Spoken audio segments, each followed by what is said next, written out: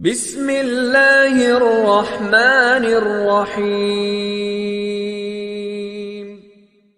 अल्लाह के नाम से जो बड़ा मेहरबान निहायत रहम वाला है।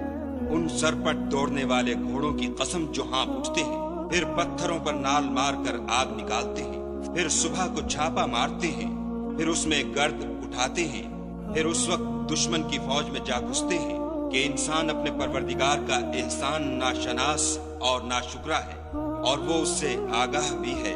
वो तो माल की सख्त मोहब्बत करने वाला है। क्या वो उस वक्त को नहीं जानता कि जो मुर्दे कब्रों में हैं वो बाहर निकाल लिए जाएंगे और जो भेद दिलों में हैं वो जाहिर कर दिए जाएंगे। बेशक उनका परवरदिगार उस रोज उनसे खूब वाकिफ होगा।